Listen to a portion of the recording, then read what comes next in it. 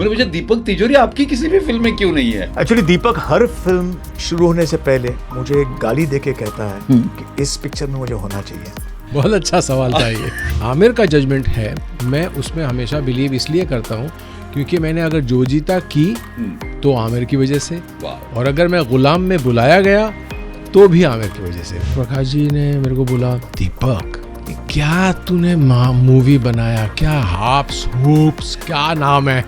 मैं बोला सर, मैं जान दो ना सर, आप मत पढ़ो उसमें। मैं जब भी म्यूजिक लेवल से मैं इधर मिलने जा रहा हूँ, उससे मीटिंग कर रहा हूँ, बातें कर रहा हूँ, पूछ रहा हूँ, लिटरली ये सवाल के जवाब आते हैं कि भाई गाने तो आपको छोड़ जाने पड़ेंगे। तो व्हाट्सएप ने मुझे फ़ोन किया, वो तो ये तिजोरी तेरा वो जेस्चर निकल गया, कॉलेज के बच्चे लोग कर रहे हैं सब। आप लोगों को पता नहीं है कि मैं ऐसे दौर से गुजरा हूँ कि यहाँ तक मुझे लगा था कि मैं ख़त्म हो चुका हूँ और इंडस्ट्री में मुझे पैर रखने की जगह तक नहीं मिलेगी और मैं ख़त्म हो चुका हूँ। यहाँ पे लड़कियों को भी आके आप कंडीशंस डालते हैं, इसलिए वो डर के मारे वापस नहीं जाने के लिए गलत रास्ता चुनती है। जीतू राज की जिंदगी में पहली बार हुआ होगा कि दो सेलिब्रिटीज आपस में भिड़ रहे हैं ऑनलाइन। I tell you. तो मुंबई आज जीतू राज के साथ है 98 मिनट इट्स हॉट एंड दीपक तिजोरी। ईयर 2025 का सबसे पहला उजागर दीपक तिजोरी। दीपक कैसे हैं आप? जीतू राज, इतना अच्छा लग रहा है meeting you after so many years. इतना बढ़िया लग रहा है कि मैं आई एम गोइंग बैक कि 90s में जा रहा हूँ दोबारा मैं, और सोच रहा हूँ कि वाकई में तो अभी भी इतने ही हैंडसम दिखते हो जितने पहले थे, और पता नहीं चेहरा क्यों नहीं दिखाते हो। ये मैं उल्टा बोलने वाला था कि दीपक आपके खाने पीने का राज सारे लड़कों को बता दीजिए। दीपक ऐसे लग रहा है कोई सीधा यूरोप से उठकर इधर आया है। यानी ये मॉनसून क्लाइमेट वाला नहीं है, ये यूरोपियन क्लाइमेट, कश्मीर से आ रहा है हिंदुस्तान में, Mumbai. Thank you. I think मुझे लगता है ये सफ़ेद दाढ़ी और ये सफ़ेद बालों का एक्चुअली कमाल है, because most of the things I have done, वैसे मैं वेजिटेरियन हूँ and I really don't I am not a very foodie Hindi, I am not बहुत ज़्यादा फूडी नहीं हूँ। तो एक इम्पॉर्टेंट और एस्पेक्ट मैंने अपनी ज़िंदगी में जो अभी शुरू किया है is hot yoga. Lot of people don't know hot yoga क्या है, वो पता नहीं है। तो तू जानती है ना, हम लोग कहते हैं 98.3 मिर्ची इट्स हॉट मुंबई। दीपक तिजोरी हॉट योग कर रहा है। हॉट योग क्या होता है यार? हॉट योग एक्चुअली क्या होता है कि ये जो ब्रांड है मनदीप हॉट योगा, ये विक्रम चौधरी जिन्होंने hot yoga actually all over Europe, all over America, all over Canada, lot of places जहाँ पे मशहूर है, और वहाँ पे सिखाते हैं वो लोग। गर्म पानी में बैठ के योग? नहीं, गर्म रूम होता है। अच्छा, गर्म। तो रूम में वो 41 डिग्री सेंटीग्रेड का टेम्परेचर मेंटेन करते हैं, और उसमें एक 25 to 26 पोस्चर्स होते हैं। वो सीरीज जो है ना, वो दुनिया में सेम जगह सब जगह वही सीरीज चलती है। हॉट योग जिंदगी में अगर यंग एडोलेसेंट एंड हमेशा टीनेजर लगना है तो हॉट योग करें। तो दीपक, जो ये इंटरव्यू देख रहे हैं पूरी दुनिया में, उनको अगर हॉट योग प्रैक्टिस करना है तो इंस्टेंटली कहाँ जाए डिटेल्स प्राप्त करने के लिए? बिल्कुल, दीपक को तो कॉल नहीं कर पाएंगे। नहीं, वेबसाइट भी है वैसे, मनदीप हॉट योगा आप अगर टाइप करेंगे तो आपको वहाँ से डिटेल मिल जाएगी सर। दीपक तिजोरी की टीम बड़ी पावरफुल है इंस्टाग्राम पर। दीपक तिजोरी बिंदास जाए, वहां पर भी आप राब्ता कर सकते हैं। बट दैट्स दीपक तिजोरी। आशिकी कितने साल हो गए होंगे आशिकी को? आई थिंक 90s था, मतलब ऑलमोस्ट 34 ना। 34 साल दीपक तिजोरी इंडस्ट्री में हैं एंड क्या कुछ नहीं किया। Deepak, so rapid fire question, okay? याद करें आशिकी से शुरू करके अब कितनी फिल्में हो गई? Okay, your time begins now. Deepak Tijori के साथ Jeetu Raj, rapid fire question, उन्हीं के फिल्मों के नाम। 3, 2, 1 स्टार्ट। नाम बोलने? हाँ, सब। आशिकी, सड़क, जो जीता, खिलाड़ी, नाजायज, गुलाम, वास्तव, कभी हाँ कभी ना, अंजाम, I don't know now. Did we say सड़क? Yes, of course. सड़क कैसे? आशिकी, सड़क, वो सारी चीज़ें। तो I think 90s till 2000 till the time I was working as an actor, बहुत अच्छा लग रहा था, और वो दिन बहुत अच्छे थे इन द सेंस सिनेमा के लिए भी और म्यूज़िक के लिए भी, ख़ास तौर पे म्यूज़िक के लिए, क्योंकि 90s to 2000 जो दौर रहा है म्यूज़िक का, वो बाद में पता नहीं कहाँ चला गया। इन दिनों में तो खैर बात ही मत पूछो जीतू राज। तो I am taking this with a sack full of salt. मैं यानी हम लोग भी म्यूजिक की बड़ी कद्र करते हैं एंड हमारे दौर के भी सिंगर्स अच्छे हैं, गाने बड़े अच्छे हैं। 98.3 मिर्ची पर हम लोग आजकल के हिट्स प्ले करते हैं, बट वो दौर थोड़ा अलग था। यानी उस दौर में लोग प्यार करते हुए अपने गानों को गुनगुनाते थे, आजकल डांस करते हुए गुनगुनाते हैं। हाँ, प्यार भी डांस करते करते ही करते हैं। हाँ, तो दौर बदले भी चीज ओके, गिटार लेकर भी प्यार किया जा सकता है। But Deepak, I don't no, आपने वो जो आशुतोष गोवारिकर का, तो I was telling you Mumbai की पहली बार ऐसे हुआ है कि सेलिब्रिटीज के आपस में ठसनबाजी हो रही है जीतू राज की वजह से। आशुतोष गोवारिकर अपने प्रोडक्शन हाउस के 20 साल मनाने के लिए स्टूडियो आया था एंड जीतू, हम में से हर कोई जानता है दीपक एंड आशुतोष बहुत करीबी दोस्त है, इसमें शायद आमिर का नाम भी आना चाहिए। तो जो 4 दोस्त कॉलेज में एक साथ में थे वो कौन कौन थे? एक्चुअली परेश हम लोग का सीनियर था। परेश रावल सीनियर था। हाँ, पीएनजी परेश भाई अभी जाओ स्टूडियो में। Okay. तो परेश था, Aamir was junior to me, हाँ। और आशु था, और शर्मन भी था, शर्मन वाज जूनियर। शर्मन जोशी।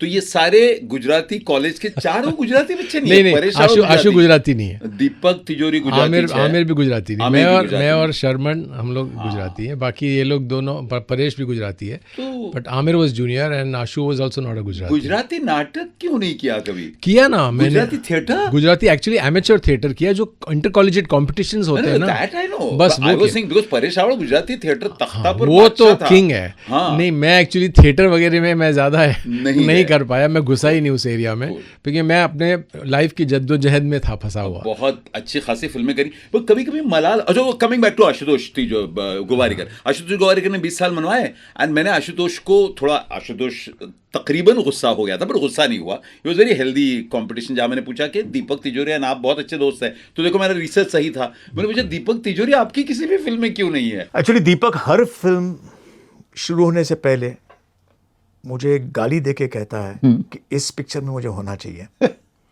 और जो फिल्म आ जाती है उसके बाद पूछता है कि मुझे क्यों इसमें नहीं लिया। He sees a role कि वो उसके लिए था। लेकिन फैक्ट ये भी है कि मेरी किसी भी फिल्म में दीपक के लिए मैं ऐसा कैरेक्टर नहीं दे पाया जो मुझे लगता था उससे सूट करेगा। एंड थैंकफुली फिल्म देखने के बाद दीपक को भी ये लगा कि आशु करेक्ट है। I couldn't have played anything in this film, but we are still friends, we are always in touch, मिलते रहते हैं। बहुत अच्छा सवाल था ये, मुझे बहुत अच्छा लगा मुझे बहुत अच्छा लगा तुमने ये पूछा, क्योंकि मैंने कई बार उसको ये सवाल पूछा और जो आशु ने उसको जवाब भी दिया, लेकिन मैं उसका जवाब क्या दूं? मुझे लगता है कि आपके जो रील के नीचे बहुत सारे कमेंट्स हैं उसमें जवाब मिल चुका है आशु को। एक खास जवाब आया है, किसी आपके फैन ने लिखा है कि लगान में कचरा, was there somebody called कचरा एडी, वो कचरा का रोल दीपक तिजोरी के लिए था। अब ओवर टू यू, आपको क्या लगता है? नहीं, कचरा का रोल नहीं था, लेकिन बाकी उनमें से डेफिनेटली कोई एक रोल में मैं कहीं भी फिट हो सकता था, पर आई थिंक इसमें आशु का भी फॉल्ट नहीं था, because Aamir was very strongly involved in the casting and also I would say कि जहाँ तक आमिर का जजमेंट है, मैं उसमें हमेशा बिलीव इसलिए करता हूँ क्योंकि मैंने अगर जो जीता की तो आमिर की वजह से, और अगर मैं गुलाम में बुलाया गया तो भी आमिर की वजह से। वो भी एक्चुअली आमिर की इनसाइट थी कि ये रोल उनको शायद उस टाइम पे चार्ली नहीं मिल रहा था गुलाम में, और गुलाम 2 साल से इन द मेकिंग थी, और फिर घूम फिर के जिस दिन मेरे को फ़ोन आया तो मुझे बाद में जब मुकेश भट्ट ने बुलाया गुलाम के लिए, तो मैंने उनको पता था, मैंने एक्चुअली 2-3 चीज़ें पहले मना कर चुका था विशेष फिल्म्स में कि मैं ये नहीं करूँगा, मैं वो नहीं करूँगा। तो वो लोग ऐसे ही उड़के हुए थे, मेरा भड़के हुए थे कि यार ये उखड़े हुए थे कि यार ये आदमी मतलब हाँ ही नहीं बोलता। उसके बाद जब गुलाम के लिए बुलाया तो गुलाम में इनफैक्ट सिर्फ 3 सीन थे, तो वो तो 100% कन्विंस था मुकेश भट्ट तो कि ये नहीं करने वाला है, बट फिर भी विक्रम ने मेरे को बोला कि तू सुन ले एक बार। तो बाद में मैंने सुना तो मेरे को बोला विकी ने बोला कि आमिर ने स्ट्रांगली बोला कि हम लोग काफ़ी देर से वेट कर रहे हैं करेक्ट चार्ली के लिए, तो ही ऑल्सो सेड कि यार दीपक को बुलाओ। So then when I also heard 3 scenes, I knew exactly what Amir was talking about, and I was very happy that Amir thought of me, because वो 3 scene भले ही थे, लेकिन I think that's absolutely were amazing scenes. तो मैंने इन दिनों जब दीपक तिजोरी the brand जब पीछे मुड़कर देखता है, अब ये जीतूराज द फैन पूछ रहा है टू दीपक तिजोरी द स्टार, कभी मलाल होता है कि बिकॉज आपकी शुरुआती फिल्में जो थी उसमें आप सेकंड लीड थे। आई मीन खिलाड़ी मैं पता नहीं कितनी बार देख चुका हूँ, जो जीता कहें, सड़क कहें, आशिकी कहें, चूंकि आप सेकंड लीड थे दीपक तिजोरी, इसलिए वो चूंकि फिल्म इंडस्ट्री में वो हो जाता है, लेबल बैठ जाता है, स्टैम्प हो गया, इसलिए सेकंड लीड्स मिलते गए या कुछ और? क्योंकि एक 2 फिल्म में लीड थे आप। हाँ, मैंने जैसे पहला नशा मेरी पहली फिल्म की लीड थी, जिसमें मैं प्रोड्यूसर भी था, राइट। तो इसीलिए मैंने शुरू भी एक्चुअली दोस्ती में की थी बिकॉज ऑफ आशु। प्राइमरीली आशु उस टाइम पे दोस्ती थी उसकी शाहरुख के साथ भी थी, आमिर के साथ भी थी और मेरे साथ भी थी, और आशु हम लोगों के साथ में कलीग था, एज एन एक्टर था। तो आई रिमेंबर हम लोग कभी ना की शूटिंग कर रहे थे और उस टाइम पे we had lot of time to sit because Kundan Shah की आदत थी कि सारे यूनिट को गोवा ले जाके बिठा दिया था। एंड उस समय इंस्टाग्राम नहीं था, हेलो। हाँ, तो शूटिंग के दरमियान के सीन्स डालने की जरूरत नहीं पड़ती थी। हाँ, तो इसलिए हम लोग काफ़ी टाइम हम लोग के पास होता था। तो तब Ashu was a little feeling low that he wanted to start a film and he was always a man who was a very creatively charged man. तो मेरे को हमेशा फील होता था कि क्या हुआ बता। तो उस दिन उसने बताया कि यार मेरे को फिल्म करनी है और तुम लोग तीनों स्टार्स हो चुके हो, कोई मेरे को फिल्म नहीं दे रहा है। तो मैं बोला बता क्या बनाना है तेरे को। So that is how I thought कि चल ठीक है तेरे को ये बनाना है, तू बना। So because I was on the rise at that time और मेरे नाम पे फिर वो फंडिंग भी आ सकती थी। तो उस टाइम पे मैंने ऑब्वियसली उसको हेल्प करनी थी और उस टाइम पे मेरे को भी एक ब्रांच ऊपर जाना था।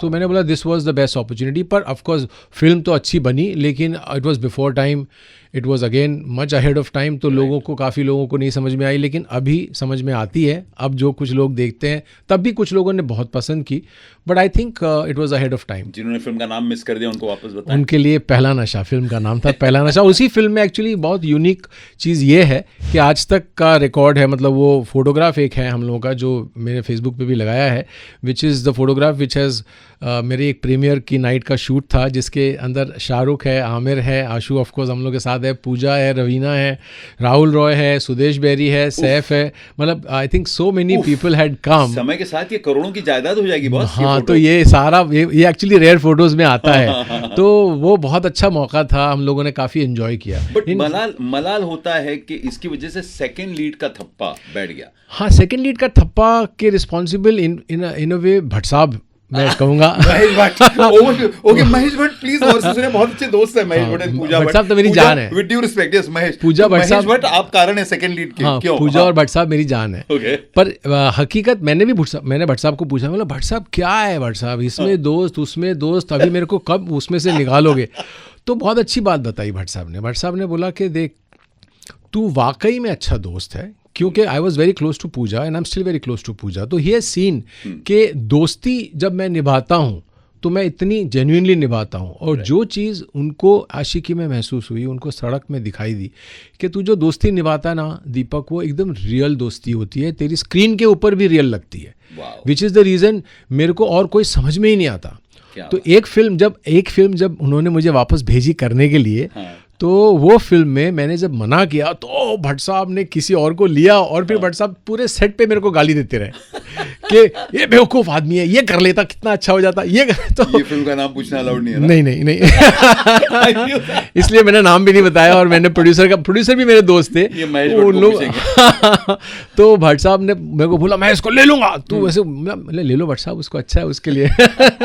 तो ऐसी चीज़ें होने लगी थी मेरे साथ में जो मुझे महसूस हुआ, और मेरे ख्याल से ये मेरे अकेले के साथ नहीं होता है, ये फ्रॉम टाइम्स जितने जब से सोचे हम इंडस्ट्री, महमूद साहब कितनी मतलब उसमें ऐसे फंसे हुए थे कि उनको निकलना इतना मुश्किल हो गया था। हाँ, और उस दौर से उसमें से एक लकी पर्सन मैं कहूँगा जो निकल पाया वो था सैफ, क्योंकि सैफ भी फंसा हुआ था उस टाइम पे, और अरशद अभी भी फंसा हुआ है। आई वुड से कि दोनों बहुत अच्छे लगते हैं मुझे, दोनों अच्छे एक्टर्स हैं, दोनों दोस्त हैं, और दोनों को मैं समझता हूँ कि उनकी मतलब सिचुएशन के और सैफ निकल गया क्योंकि उसको वो फरहान की जो फिल्म थी उसने उसको लिफ्ट दे दी, वरना वो भी मैं खिलाड़ी तू अनाड़ी और उसमें फंस रहा था। तो ये हिंदुस्तानी सिनेमा की कुछ बेशकीमती ऑब्जर्वेशन सिर्फ दीपक तिजोरी जैसे वेटरन्स कर सकते हैं। दीपक तिजोरी हमारे साथ ईयर 2025 का शुभारंभ करवा वालों दीपक है। तो उस दीपक ईयर 2025 के लिए क्या प्लान्स हैं दीपक? बहुत अच्छे प्लान्स हैं भाई। एक्चुअली जितुराज बहुत सालों के बाद अभी, क्योंकि दौर चेंज हुआ, सिनेमा चेंज हुआ, OTT के आने से वैसे काफ़ी नुकसान भी हुआ फिल्म इंडस्ट्री को और काफ़ी लोगों को, लेकिन टेक्नीशियंस और एक्टर्सों को बहुत ज़्यादा फ़ायदा हो रहा है और लोगों को काम इतना अच्छा मिल रहा है। जो टैलेंट कभी दिखाई नहीं दी सिनेमा की वजह से, और वो इस ट्रैप की वजह से कि आप तो भाई स्टार नहीं है, आपको हम लीड नहीं ले सकते, आप तो भाई बिकते नहीं है तो आपको हम लीड नहीं ले सकते, उस चक्कर में आज इतने नाम हमको सुनाई देते हैं जो आज OTT में इतना राइज कर चुके हैं। तो मैं खुद इतना इस बात से खुश हूँ। तो मुझे लगता है कि ये दौर बहुत ही अच्छा दौर है for actors, for technicians, for anybody who wants to work. जब कोई कहता है ना कि यार मैं बॉम्बे आया और मुझे काम नहीं मिला, मैं निराश होकर वापस आया, वो झूठ बोलता है। क्योंकि वो ऐसी यहाँ पे ये जगह है, आप ये कहो कि मुझे जो चाहिए था वो मुझे नहीं मिला, राइट, काम नहीं मिला, ये नहीं हो सकता। क्योंकि ये काम मैंने भी जब शुरू किया था, मुझे पता है जीतूराज, आशिकी के पहले मैंने 5 साल गुजारे हैं, लिटरली ऐसा काम किया है जहां तुमने मुझे देखा भी होगा लेकिन पहचाना नहीं होगा। अच्छा, फिल्में करी हैं? फिल्में करी हैं। रिमेंबर रीडिंग समवेयर कि किसी ऑफिसर के बाहर आप घंटों बैठा करते बहुत थे। घंटे बैठे, मतलब मैं कितने मतलब ऐसे किस्से सुना सकता हूँ। और मेरे साथ के मेरे दोस्त जहां हम लोग टकराते थे एक दूसरे के साथ, अविनाश वधावन कहीं टकरा गया, कहीं आदित्य पंचोली टकरा गया, कहीं टकरा गया कोई, इवन आदित्य पंचोली। हाँ, मतलब हम लोग, आदित्य स्टार बन गया था क्योंकि उसको स्टारडस्ट मिल गया। तो हम लोग उसको देखते, निर्मल नाम था उसका एक्चुअली, तो हम लोग बोलते थे, और मैं मतलब जिसके साथ काम कर रहा था उसको तो हम लोग, मैं जब भी मतलब देखता था कि यार वो है तो हैंडसम गुड लुकिंग आदमी, तू तो निकल जाएगा, तू तो मिल जाएगा, तो उसको मिल गया, तो उसकी लॉटरी लग गई। स्टारडस्ट फिल्म्स बनती थी उस टाइम पे, तो उस फिल्मों के दौर में फिर उसके बाद जीत उपेंद्र को भी मिल गया था, तो ये सारे लोग निकल गए और हम लोग सब दौड़ में पीछे रह गए थे। तो हम लोग स्ट्रगल पे स्ट्रगल करते रहे। बट आपने अच्छा खासा नाम बनवाया दीपक तिजोरी। बाबा की कृपा रही, I think God has been kind. Industry में कोई नहीं, मैं दीपक तिजोरी कहूँ और ऐसा बहुत कम मिलेंगे। In fact I must tell all people, ये जो मिर्ची प्लस पर 90.3 मिर्ची पर इंटरव्यू सुन रहे हैं, देख रहे हैं कि दीपक तिजोरी स्टूडियो में आए, इन लोगों के बाहर हुजूम आ गया उनके साथ सेल्फी निकालने के लिए, तो बहुत अच्छा लगा। हाँ, लोगों का प्यार है, अभी भी बरकरार है। दीपक का ईयर 2025 बहुत पॉजिटिव शुरू हुआ है। आई टेल यू व्हाट, जिस दिन दीपक स्टूडियो आया, मेरे को कई रिपोर्टर फ्रेंड्स ने कॉल किया कि क्या दीपक, तो I might be the first one जो ये लोगों को सुनाएगा। तो दीपक तिजोरी, मुंबई हम में से हर कोई जानता है कि अपने हाउसिंग सोसाइटीज के साथ अगर अपना कुछ भी अनबन हो जाती है तो ये इम्पॉसिबल होता है। इनफैक्ट हम अमूमन लोग केसेस हार जाते हैं। दीपक तिजोरी का उनके हाउसिंग सोसाइटी के साथ कुछ पंगा हो गया था। ब्रीफली अगर बताएं, कांग्रेचुलेशंस यार, 2025 में आप जीत गए हैं ये केस। बिल्कुल, इसको 12 साल लग गए जीतूराज, 12 साल, मतलब आप सोचो पेशेंस की कितनी इंतहा हो गई कि इन्होंने क्या नहीं किया, मतलब मुझे झुकाने का, मुझे शर्मिंदा दिखाने का सोसाइटी में और हर जगह, मतलब 200 फ्लैट्स की सोसाइटी है। एक मिनट, वो पुष्पा के डायलॉग स्टाइल में बोलिए ना। वो तो मैंने एक्चुअली लोगों के लिए सोचा है कि लोगों को इस बात से ये विश्वास होना चाहिए, उनको विश्वास होना चाहिए कि अगर आप सच्चे हैं तो आप लड़ाई मत छोड़िए, मैनेजमेंट कमेटी के साथ में लड़िए, उनको बायलॉज के साथ में चलने के लिए कहिए, और कभी भी झुकने नहीं साला। दीपक तिजोरी है, झुकेगा नहीं साला। हाँ, झुकेगा नहीं साला। He is won the case। मैं हमारे ईयर 2025 के पहले सेलिब्रिटीज में से the day that he came for the interview with Jeeturaj, वो केस जीत कर आए हैं। बट 2-3 सवाल मैं उनसे ऐसे पूछने वाला हूँ जिसका जवाब दे न दे उनका दारोमदार है, उनका हक है। एक तो कहीं आपके फैंस, विमेन फैंस स्पेशली पूछते हैं, एक ऐसा दौर जब भारतीय सिनेमा में अभी स्ट्रिक्टली फॉर एडल्ट एंटरटेनमेंट ऐसी फिल्में बनना भी अपने आप में बहुत बड़ी बात होती थी। जब अभी Instagram, Facebook, Twitter, all the friendship apps वो सब नहीं आई थी, तब you go ahead and make a film on वो पुरुष जो अपने कपड़े उतारते हैं, अंग्रेजी में मेल स्ट्रिपर्स कहते हैं, उप्स। ये उप्स क्यों बनाई, कैसे बनाई, कहाँ से आई स्क्रिप्ट माइंड में, क्या था? Actually oops again ahead of time जैसे कहते हैं लोग। उस टाइम पे मैंने जितने मेरे सीनियर डायरेक्टर्स थे, भट्ट साहब से लेके अब्बास मस्तान से लेके सब लोग, मेरे को बहुत डांटा इन लोगों ने। Look at the names, सारे नाम बताए। Two big, अब्बास मस्तान, भट्ट साहब और प्रकाश मेहरा। प्रकाश मेहरा जी का तो कमाल का किस्सा। प्रकाश मेहरा जी के मेरी डबिंग चल रही थी उप्स की, और उनके स्टूडियो में चल रही थी। तो प्रकाश जी के साथ में मैंने बाल ब्रह्मचारी की थी। For people who don't know, Prakash Mehra यानी वो शख्स जिन्होंने अमिताभ बच्चन को जंजीर दी थी। मतलब हमारे लिए वो God, literally the angry young man का गॉड। तो प्रकाश जी की इतना मैं प्यार करता, तो प्रकाश जी अपने स्टूडियो के बाहर हमेशा बैठते थे शाम को, तो मेरी डबिंग वहाँ पे अंदर चल रही है, तो प्रकाश जी ने मेरे को बोला, दीपक क्या तूने मूवी बनाया, क्या हाप्स हूप्स क्या नाम है? मैं बोला सर, मैं बोला जान दो ना सर, आप मत पढ़ो उसमें, पिक्चर का नाम वैसे ऊप्स है। प्रकाश मेहरा की स्टाइल एक बार प्रकाश जी बोलते क्या ये हाप्स हूप्स क्या नाम है, ये कोई पिक्चरों के नाम होते हैं? ऐसे मेरे को डांट रहे थे वो, तो उनका प्यार था। तो लिटरली ऐसे, तो these are the things which I heard when I made the film. पर वो एक्चुअली फिल्म मेल स्ट्रिपर्स पे नहीं थी, वो एक्चुअली एक बहुत ही इमोशनल फिल्म है। अनफॉर्चुनेटली लोगों ने जिस तरह से मार्केटिंग हुई, अब तो वो तो डिस्ट्रीब्यूटर्स, उस जमाने में डिस्ट्रीब्यूटर्स हुआ करते थे, Everything. उनको प्लीज करना बहुत ज़रूरी था। तो मेरी जो मार्केटिंग एजेंसी थी, उन्होंने जिस तरीके का डिज़ाइन बनाया, जिस तरीके से उन्होंने ट्रेलर प्रमोट किया, तो वो मेल स्ट्रिपर्स को लेकर प्रमोट किया, पर वो एक्चुअली फिल्म मेल स्ट्रिपर्स की नहीं थी। हालांकि मैंने अभी ये फिल्म जो मैं इस साल में, because one of the actors of that film passed away recently unfortunately, तो मैंने अभी उसके लिए ही मैं ये फिल्म दोबारा, मेरे पास इंग्लिश वर्जन था, मैंने उस टाइम पे फिल्म को 2 वर्जन में शूट किया। जितुराज, उस टाइम पे इंग्लिश वर्जन किसी ने हाथ तक नहीं लगाया, और हिंदी फिल्म के जितने मेरे डिस्ट्रीब्यूटर्स थे सबको लॉटरी लगी। वो तो फिल्म चली थी, फिल्म चली, मतलब जीडी मेहता जी जो हैं बहुत सीनियर डिस्ट्रीब्यूटर दिल्ली के, उन्होंने मुझे ब्लैंकेट मतलब परमिशन दे दी कि दीपक जी आप जो फिल्म बनाओगे दीपक, मैं तुम्हारी फिल्म रिलीज करूंगा। एंड ही इज ऊप्स किसी ओटीटी प्लेटफॉर्म पर अवेलेबल है क्या अभी? अभी तो नहीं है, हमने किसी को डाल दो, हाँ डाल दो नेटफ्लिक्स वाले, लेकिन व्हाट आर द अदर, लेकिन कोई बात नहीं डाले, मेरे यूट्यूब चैनल पे आके जरूर देखना, बहुत जल्दी आएगा। हिंदी में है, इंग्लिश मतलब इंग्लिश ऑलमोस्ट हिंदी, गाने सारे हिंदी में, लेकिन वो लोग सिर्फ इंग्लिश में बोलते हैं तो समझ में आ जाता है, वैसे ही रिलीज हो रही है इंग्लिश? ये अभी मैं इसी महीने में करूंगा, जनवरी में। सो जनवरी 2025 इज विद ऊप्स। प्लीज जिनको इस तरह के टॉपिक्स पसंद आते हैं, बिंदास फिल्म जाकर देखना। बहुत ऐसा कुछ नहीं है। उस टाइम पे मेरे सेंसर वालों से कई दिक्कतें आई थी, क्योंकि वो पहली बार ऐसा था कि इस तरह से मैंने बोल्ड सीन शूट किए थे। पर हालांकि जितुराज, मैंने आजकल जिससे देखते हो ना, उसके तो आसपास भी नहीं हूं मैं। मतलब मैंने फिर भी एथिक्स रख के मैंने शूट। और आप एक बात समझो, मीता वशिष्ठ जो कि एक रिस्पेक्टेबल एक्ट्रेस है, अब वो अगर वो सीन कर रही हैं तो मतलब वो डेफिनेटली उसमें बात होगी, उस कहानी में बात होगी, तब उसने वो रील भी किया। दीप्ति नवल ने, दीप्ति जी ने भी फिल्म देखी, उन्होंने लिटरली मीता को बोला कि दीपक को पता भी है ये क्या बना दिया उसने।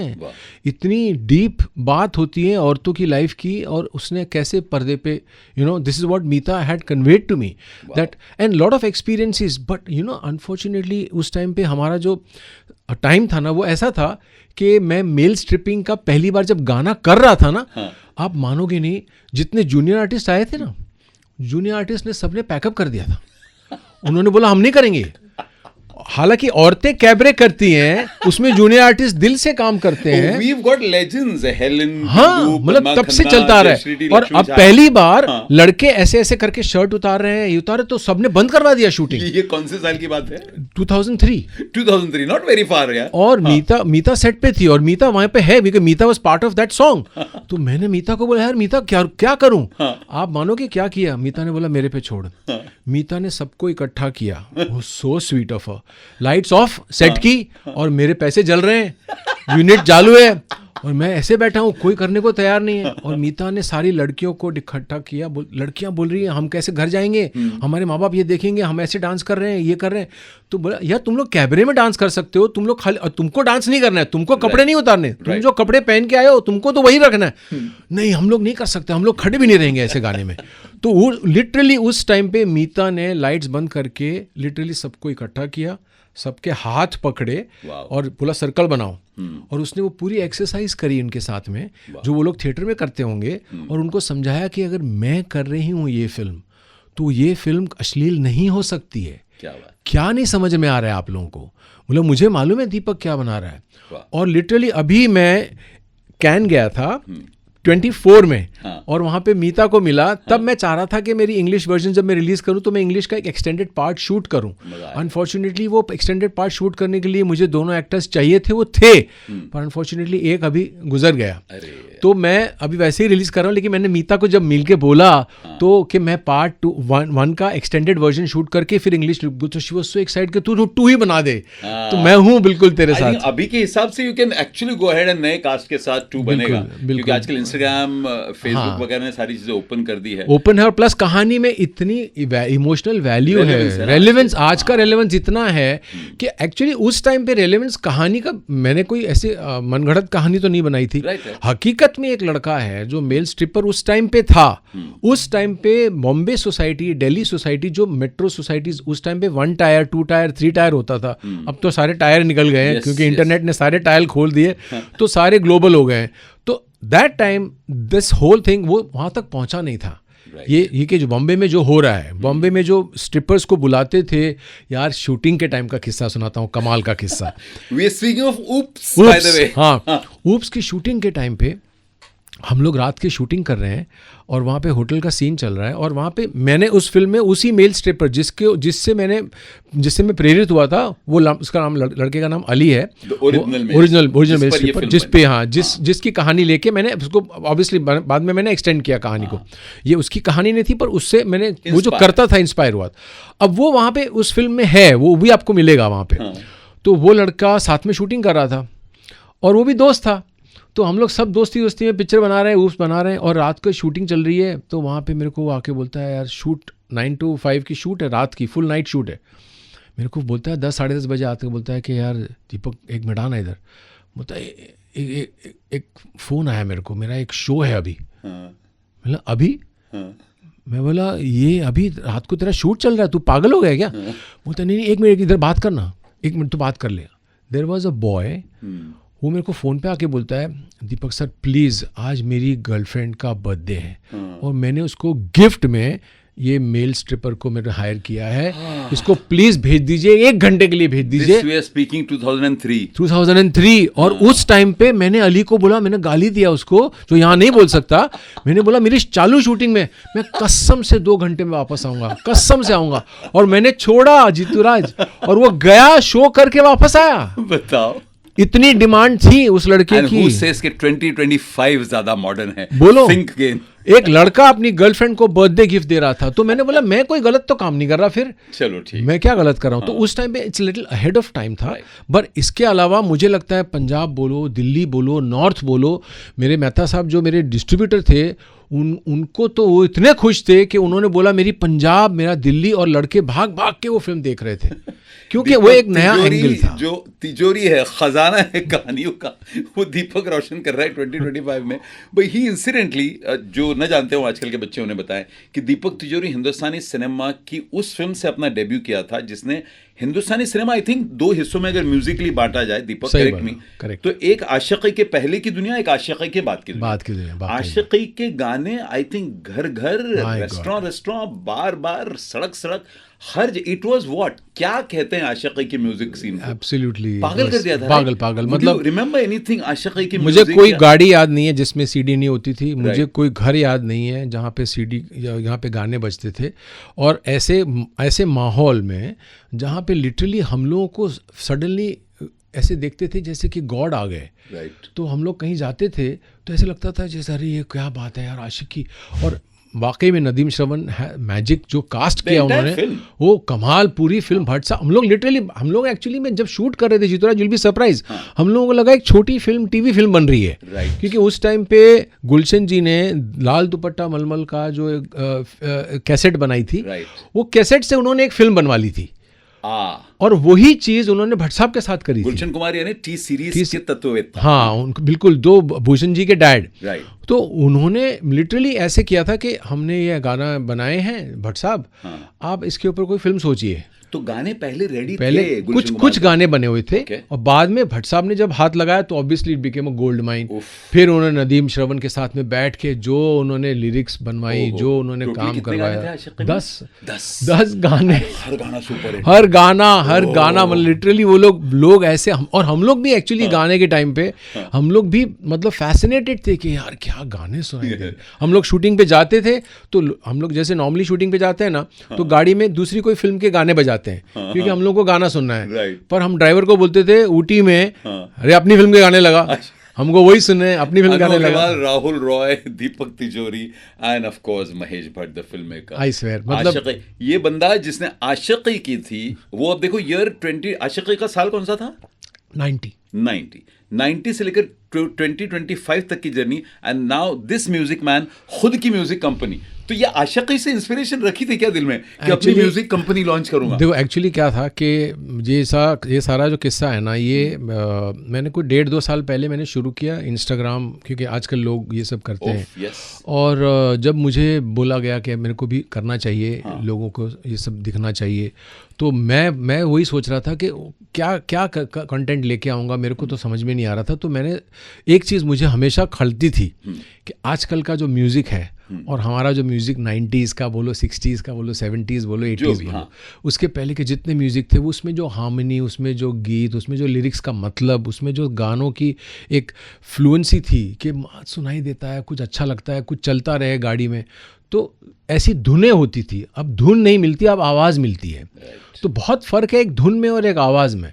तो वो वही चीज़ महसूस नहीं हो रही थी और ये रियलाइज़ हुआ। तो मैंने पहले शुरुआत तो मैंने ऐसे ही की थी इंस्टाग्राम को कि मैं अपने गाने चलाऊंगा और मैं चलाते रहूँगा। ऑन योर इंस्टाग्राम आपकी कंपनी के गाने? हाँ, सारे मेरी कंपनी के गाने, बाहर के कंपनी के गाने भी मैं बजाता हूँ जो अपने लाइब्रेरी में मिलते हैं। लेकिन गानों की मेरे को कमी महसूस होती थी। और फिर उसके बाद मैंने जब ये लास्ट अपनी म्यूजिक कंपनी का क्या नाम दिया है? तिजोरी म्यूजिक। तिजोरी म्यूजिक, हाँ, तिजोरी म्यूजिक लेबल दिया है। What more? हाँ, बिल्कुल बिल्कुल। और मैंने ये बेसिकली और भी एक बहुत इंपॉर्टेंट रीज़न था जीतूराज के, मैंने जब अभी एक फ़िल्म रिलीज़ करी मई महीने में जिसका नाम था टिप्सी। बहुत दिक्कतों के साथ थिएटर में रिलीज़ होती है फिल्म। तो मैंने मुश्किल से मैंने उसमें गाने बनवाए, मैंने दिल से वो गाने शूट किए, मैंने सारा कुछ मेहनत करके, फिर टाइम आता है रिलीज़ के टाइम पे तो हम म्यूज़िक कंपनी को जाके हम गाने बेचते हैं और ताकि हमको एक रेवेन्यू जनरेट होता है उसमें, क्योंकि हमने जो खर्चा किया है हमको प्रॉफिट ना दो, हमको सिर्फ वो पैसे दे दो जो हमारे को बस हमने इन्वेस्ट किए हैं। You'll be surprised, it was a shock। मैं जब भी म्यूज़िक लेबल से मैं इधर मिलने जा रहा हूँ, उससे मीटिंग कर रहा हूँ, बातें कर रहा हूँ, पूछ रहा हूँ, लिटरली ये सवाल के जवाब आते हैं कि भाई गाने तो आपको छोड़ जाने पड़ेंगे। No, let's understand this. तो दीपक तिजोरी फिल्म बनवाता है, उसके गाने आपने बनवा दिए? बनवाए, मैंने रिकॉर्ड किए, खर्चा करके मैंने सारे गाने बनाए, मैंने शूट किए। एंड देन आप और उसके बाद में म्यूजिक, क्योंकि हम लोग जब फिल्म डिस्ट्रीब्यूशन के लिए जाते हैं तो मार्केट में डालने के लिए हमको गाने अलग से बेचने पड़ते हैं म्यूजिक कंपनी को, जिसका हमारा एक पार्ट ऑफ रेवेन्यू होता है। राइट। हमारे जैसे हमारे स्ट्रीमिंग में होता है, OTT का एक पर्टिकुलर एवेन्यू होता है, वो एक स्ट्रीमिंग एवेन्यू हो गया। तो वैसे ही गानों का एक एवेन्यू होता है, रेवेन्यू मिलता है हमको कि भैया हमको यहाँ से पैसे मिलेंगे इतने। तो चलो आप म्यूजिक कंपनी के पास गाने लेकर गए? Music companies, labels. उसके बाद उन्होंने सीधा बोला कि यार हम तो आपके साथ शेयर करेंगे, अगर हम शेयर ना भी करें हम लोग पैसे तो एक भी नहीं देंगे आपको। सीरियसली? आप लिटरली ऐसे गाने छोड़ के जाओ, आपके गाने वो लोग लेंगे विदाउट गिविंग एनी मनी। और उसके बाद में बोलते हैं कि हम आपको जब पैसे अगर आए तो हम आपके साथ शेयर करेंगे। और इतने किस्से हुए हैं इसके शेयरिंग के नाम को लेकर कि हमको ट्रांसपेरेंसी होती नहीं है, हमको पता ही नहीं होता। उनके तो लाखों करोड़ों गाने चलते हैं, तो हमारे को थोड़ी ना वो लोग स्टेटमेंट दिखाएंगे, और वो लोग कोई भी चीज़ हमको दिखाते नहीं है, बताते नहीं है कि क्या हुआ है क्या नहीं हुआ। लेने से पहले यानी रॉयल्टी का तो सारी पैसे नहीं होता। रॉयल्टी तो दूर की बात, रॉयल्टी उनको मिल जाती है जो उस जमाने से चलते आ रहे हैं और जो हक से, जैसे जितने सिंगर्स लेजेंड्स आज हो चुके हैं। Why I am asking saying this royalty is, यानी उस समय कई सालों पहले लता मंगेशकर भी सही थी एंड आज के जमाने में सोनू निगम भी सही है। बिल्कुल सही है। बिकॉज अगर दीपक तिजोरी ये पर्दाफाश कर रहा है कि म्यूजिक कंपनीज पैसे भी देने को तैयार नहीं है बिल्कुल, तो सिंगर्स को रॉयल्टी के लिए लड़ना हक से बनता है। बिल्कुल बनता है। और अभी हालांकि अभी हो रही है, अभी हो गई है, अभी इन लोगों को काफ़ी रॉयल्टीज मिल रही हैं, लेकिन आज के टाइम के जो लोग हैं, अभी जो म्यूजिक लेबल्स हैं, वो लेबल्स अगर शेयर करें तो मुझे ये स्टेप नहीं उठाना पड़ता। बेसिकली मैंने यही सोचा कि अगर मेरे साथ में ही लिटरली मैं बोल रहा हूँ कि मेरे को म्यूज़िक निकालना है, तो मैं अभी कैसे पहुँचाऊँ लोगों तक। तो लोगों तक पहुँचाने के लिए मुझे वो लिटरली ऐसा बोलते हैं कि आप यहाँ छोड़ जाइए।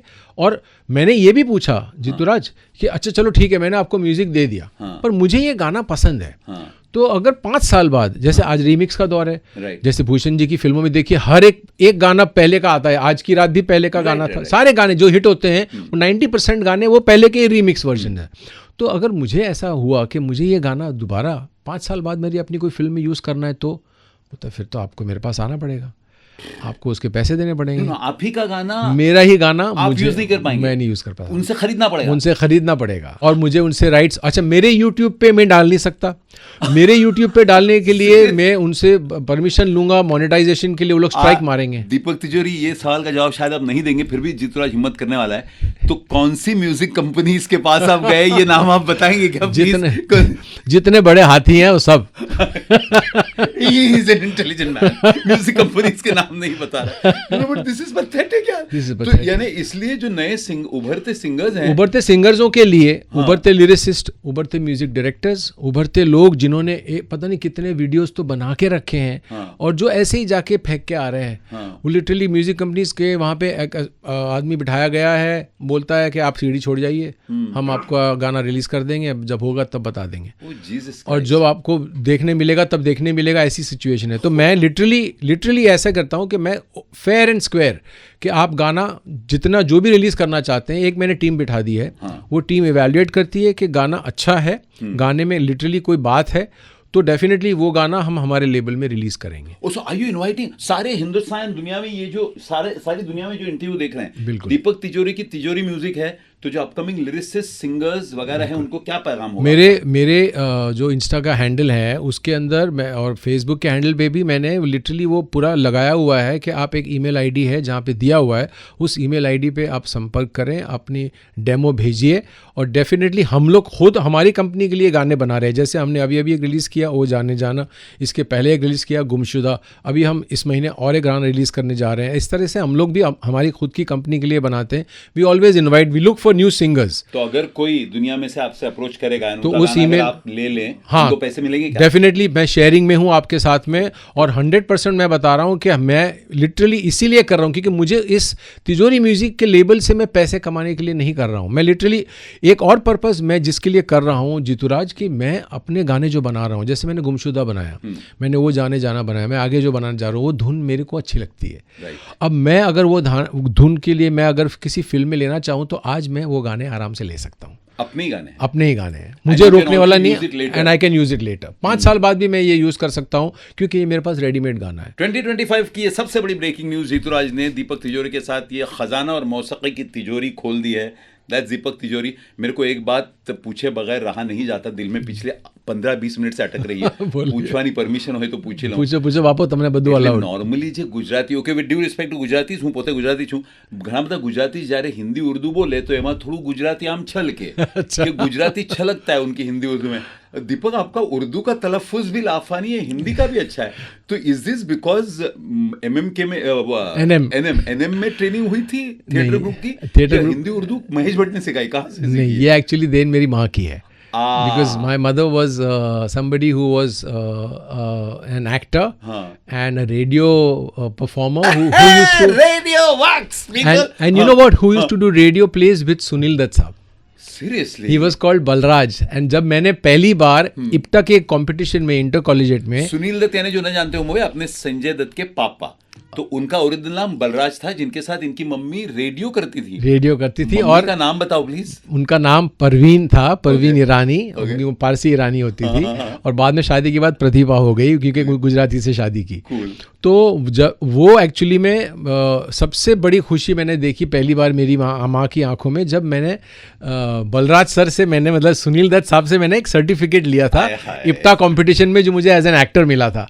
और तब मुझे रियलाइज हुआ जीतूराज के मेरी माँ की अंदर की ख्वाहिश ये है, बिकॉज हम 3 भाई हैं, हम तीनों में से किसी ने वो परस्यू नहीं किया था, और हमको पता भी नहीं था कि इंडस्ट्री में कैसे जाएंगे, क्या होगा। पर जब मैंने इंटर कॉलेजिएट किया और मैंने वो सर्टिफिकेट लिया, मेरी माँ के आंख में जो आंसू देखे मैंने, और मुझे रियलाइज हुआ कि मेरी माँ का सपना मुझे पूरा करना है। और मैंने सब कुछ छोड़ा, मैंने सारा कुछ करके मैंने बोला मैं इधर जाऊंगा माँ, तेरे लिए जाऊंगा, और आज माँ के आशीर्वाद से मैं यहाँ पहुंचा हूँ। और मेरी जितनी हिंदी उर्दू है वो मुझे डांट के बोले ये क्या बोलता है, ऐसे थोड़ी बोला जाता है, ऐसे बोलना, ऐसे बोलना। तो इस तरीके से कि मुझे डांट के मुझे ये करवाया गया। रेडियो वाली मम्मी थी, हेलो, इसलिए रेडियो। जीतूराज बोलता है रेडियो सुनो गौर से, तलफ़ुज़ वगैरह लाफा नहीं। And you just said Sunil Dutt, मुंह में बलराज नाम ले लिया इन्होंने, मैं I am becoming very emotional. Sunil Dutt का नाम 98.3 मिर्ची के जीतूराज के इंटरव्यू में पहली बार किसी ने, did you ever get a chance to meet Sunil Dutt साहब से? नहीं मिल पाया मैं, लेकिन हाँ, मगर संजू के साथ तो दोस्ती रही है, लेकिन खैर दत्त साहब से मुलाकात नहीं हो पाई। Film how can we ever forget Sadak, आपको पता नहीं याद है कि नहीं, आपका एक मूवमेंट था, आई थिंक आशिकी में था। आशिकी में था, आशिकी में राहुल रॉय के बाल, आशिकी के गाने, अनु अग्रवाल की लंबी जुल्फें, और उसके अलावा दीपक तिजोरी के वो हैंड। तो जितने लोग ये रील देखेंगे इंस्टाग्राम पर जीतूराज के साथ Deepak Tijori, I am making the log go back 30-40 I don't know कितने साल, 35। तो go back to Aashiqui and वो हाथ का मूवमेंट जो, पर मैं मूवमेंट देने के पहले मैं एक किस्सा सुनाता हूँ उसको कि मैं आशिकी की बात कर रहा हूँ कि मैंने एक जेस्चर यूज़ किया था आशिकी में, और उस टाइम पे सरप्राइजिंग एलिमेंट क्या था कि हम लोग जब फिल्म कंप्लीट कर चुके थे ना, तो ऑब्वियसली सब घाघ लोग बैठ के फिल्म देखते हैं कि भैया ये फिल्म अब फाइनली बाहर आने वाली है, तो क्या करें, इसमें अभी कुछ बचा है काटने छाटने के लिए। तो मुझे याद है कि बड़ा ऑब्जेक्शन लिया गया मेरे इस जेस्चर को लेकर। तो रॉबिन दा, वो भी तो मेरे दोस्त ही हैं, तो भट्ट साहब, रॉबिन दा, ये लोग सब राइटर्स, डायरेक्टर्स, एडिटर्स सारे बैठ के देख रहे हैं। बोलता सर सब कुछ सही है, ये क्या करता है, ये तिजोरी क्या कर रहा है, इसको निकाल दो निकाल दो पिक्चर से। भट्ट साहब was the only convinced man who actually fought and said नहीं ये रहेगा।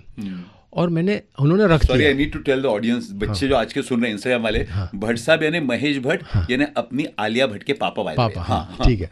तो भट्ट साहब और उनके ब्रदर रॉबिन भट्ट, जिन्होंने लिखी कहानी फिल्म, तो रॉबिन दा के साथ में आकाश जी भी थे, सुजीत दा भी था। तो वो सब लोग देखे, उन्होंने सबने डिसाइड किया कि इसको निकलवा दिया जाए कि ये बचकाना लगता है, ये क्या है, भट्ट साहब ये ऐसे ऐसे कर रहा है।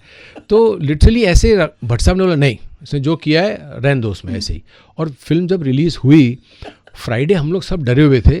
सबसे पहला फ़ोन भट्ट साहब को आता है, उनका एसोसिएट था रवि राय। तो रवि राय लेजेंडरी डायरेक्टर, वो भी उनके एसोसिएट थे, वो उनकी स्कूलिंग वही थी। तो रवि सिनेमा में गया था देखने के लिए आशिकी, और थिएटर से निकल के बाहर आके भट्ट साहब को फ़ोन करके बोलता है, जो भट्ट साहब ने मुझे फ़ोन किया, बोलता ये तिजोरी तेरा वो जेस्चर निकल गया, कॉलेज के बच्चे लोग कर रहे हैं सब। If you haven't seen Aashiqi, go to the net, search the movie and see it. Over to that gesture, you would gesture करके Yeah, सुनाओ। so the gesture is this. I used to say hi like this. उस समय के लिए मुंबई ये बहुत आगे का था, and that became one of the defining moments in his career. Yeah. That's दीपक तिजोरी। क्या कुछ है इनके पास बोलने के लिए, पूरा एक मेला है कहानियों का। दीपक, सारे जो अपकमिंग बच्चे हैं, ये इंटरव्यू पूरी दुनिया में, कई लोग जो मुंबई के बाहर से बॉलीवुड की तरफ आएंगे, एक सवाल, because you been in the soup and out and even there, एक सवाल जो कई लड़के लड़कियों को बहुत डिस्टर्ब करता है, वो कास्टिंग काउच का है। ये कितना सत्य कितना झूठ, you need not answer, but अगर है नहीं, क्या है? देखो, 2-3 चीज़ में, जो नए लोग हैं ना, जो बाहर से आते हैं, सबसे पहले तो मैं जो बाहर से आने वाले बच्चों हैं उनके माँ बाप को मैं बोलना चाहूँगा। सबसे पहले मैं ये कहना चाहूँगा कि आप अपने बच्चों के ऊपर एक टाइम लिमिट मत डालिए। उनको ये मत बोलिए कि तेरे पास 2 साल है, 2 साल में तू अगर बन गया तो बन गया, नहीं तो तू आजा अपनी गद्दी पे बैठ। ये चीज़ बहुत ख़तरनाक होती है। हम बॉम्बे में रहते हुए हमको 5 साल लग गए, और वो भी मेरी किस्मत थी, मेरी डेस्टिनी में था, तो मैं निकल गया। क्योंकि जब तक मेरे को आशिकी मिली, तब तक आप लोगों को पता नहीं है कि मैं ऐसे दौर से गुजरा हूँ कि यहाँ तक मुझे लगा था कि मैं ख़त्म हो चुका हूँ और इंडस्ट्री में मुझे पैर रखने की जगह तक नहीं मिलेगी, और मैं ख़त्म हो चुका हूँ। मैं वापस आने वाला था और मुझे आशिकी मिल गई थी। तो ये किस्मत की बात होती है, तो उसको अपनी किस्मत आजमाने का पूरा मौका दिया जाए। जब तक वो हार नहीं मानता, तब तक उससे हार मत मनवाओ, सबसे पहली बात। क्योंकि कंडीशंस डाल के कुछ काम नहीं होता। यहाँ पे लड़कियों को भी आके आप कंडीशंस डालते हैं, इसलिए वो डर के मारे वापस नहीं जाने के लिए गलत रास्ता चुनती है, सो कॉम्प्रोमाइज, और फिर वो कास्टिंग काउच का शिकार बनती है।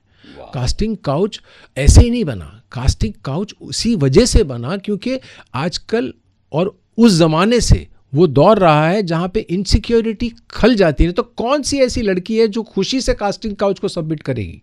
आप खुद सोचिए। तो जितुराज, ये हकीकत है। शॉर्ट समय की पाबंदियां मत डालो, फिर वो लड़की हो या लड़का हो, बट वी कांट डिनाई कि कास्टिंग काउच नहीं है। कास्टिंग काउच है, बाकायदा है, उसमें कोई डाउट नहीं है। लेकिन वो उस जमाने में था, अभी भी है, और वो हमेशा रहेगा। और यहाँ नहीं, वो तो साउथ बोलो, हॉलीवुड बोलो, कहीं भी बोलो यार, दुनिया में कहीं भी। लेकिन हमारी इंडस्ट्री में है, सिर्फ वो हकीकत नहीं है, वो सारी इंडस्ट्रीज में भी है। तो और इंडस्ट्रीज की बातें इसलिए नहीं होती है क्योंकि लोग इसके बारे में बात बाहर नहीं करते। वरना आप बाहर कॉर्पोरेट वर्ल्ड में जाइए, आपको पता चलेगा कि किस तरह की casting couch. I will shut up here क्योंकि जितुराज कॉर्पोरेट वर्ल्ड को बिलोंग करता है। तो हर चीज़ में है इन्वॉल्वमेंट हमारी इंडस्ट्री, क्योंकि हमारे यहाँ पे कुछ भी होता है तो वो जो चिंगारी होती है वो फायर बन जाती है। Right, that's Pushpa the fire, but that's Deepak Tijori. और बहुत बार मैं उनका इंटरव्यू करूंगा, बहुत बार किया है, but we are back. Deepak, but आपके फैंस ये पूछे बगैर नहीं छोड़ेंगे मेरे को कि have we lost the actor, क्योंकि आप म्यूजिक कंपनी के मालिक बन गए, तो क्या दीपक तिजोरी the actor, the television man, the OTT man, वो होगा कि नहीं होगा? बिल्कुल बिल्कुल, अभी बहुत जल्दी होगा। जैसे टिप्सी में मैंने रोल भी किया था, बट अनफॉर्चुनेटली थिएट्रिकल अच्छी रिलीज नहीं मिली, पर वो ओटीटी पे आएगी बहुत जल्दी, तो आप देखिएगा ज़रूर। उसके अलावा मैंने बहुत इंटरेस्टिंग एक स्टेप हमेशा सोचा था मेरी लाइफ में, उस टाइम पे मुझे मौका नहीं मिला जीतूराज। मेरे को ना एक सिनेमा करना था उस टाइम पे भी हमेशा। मैंने उस टाइम पे हमेशा I was attracted to the cinema that Naseer साहब used to do, parallel cinema, Om Puri used to do. तो ओम जी ये लोग जो सिनेमा करते थे, और मेरी बड़ी इच्छा होती थी कि यार मुझे वो सिनेमा करने मिले। उस टाइम पे 95 के आसपास में मैं हॉलीडे इन में, हम लोग स्ट्रगलर वहीं पे थे, और सक्सेस के बाद आज भी नोवोटेल में हम लोग जाते हैं। तो वो जगह हम लोग के लिए मुंबई के जुहू बांद्रा इलाके के 2 होटल्स हैं।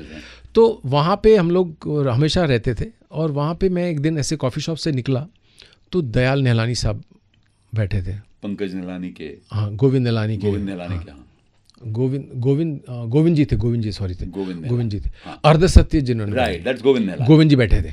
तो गोविंद जी की सिनेमा हमने देखी है, और मैं अट्रैक्टेड था अर्ध सत्य से, तो मैं पागल हो गया था। मैं बोला ये यार ये क्या सिनेमा है, मुझे क्यों नहीं लिया वैसे एक्टिंग करने के लिए, मैं भी एक्टर हूँ, मैं कोई स्टार ब्रीड नहीं हूँ, मैं एक्टर हूँ।